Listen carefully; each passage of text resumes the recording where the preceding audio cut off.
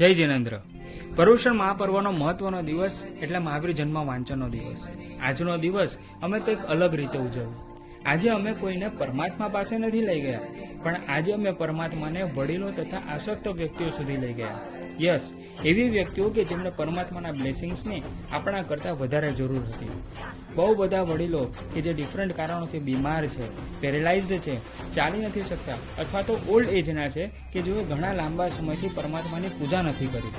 बहुत एक साल बाद में मेरे सास ससुर को दर्शन करने के लिए उनको बहुत अच्छा लगा कि इनको भी आनंद हुआ कि भगवान के दर्शन करने के लिए मिला इनको.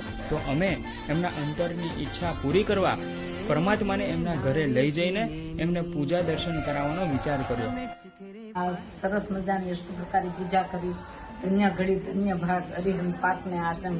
અને પર્યુષણ પર્વના 5મા અને પાવન દિવસે અમે લગભગ 21 જેટલા વડીલોએ કે જે ઘણા લાંબા સમયથી જીનાલય નથી આવી શકતા એમને અષ્ટ પ્રકારની પૂજા, દર્શન, પ્રભુ ભક્તિ કરાવી. દરેક વડીલોએ પ્રભુના દર્શન પૂજા કરીને ગદગદ થઈ ગયા અને રડતી આંખે ભાવ વિભોર થઈને પ્રભુ ભક્તિ કરી. આ જૈન પૂજા અનુષ્ઠાનમાં એટલી ખુશીને આનંદ એ વડીલોને મળી એના કરતાં તો પણ અમને વધારે મળી. This made me realize our core principle of Jainism is karma and gratitude. અમારો ખૂબ ખૂબ આશીર્વાદ.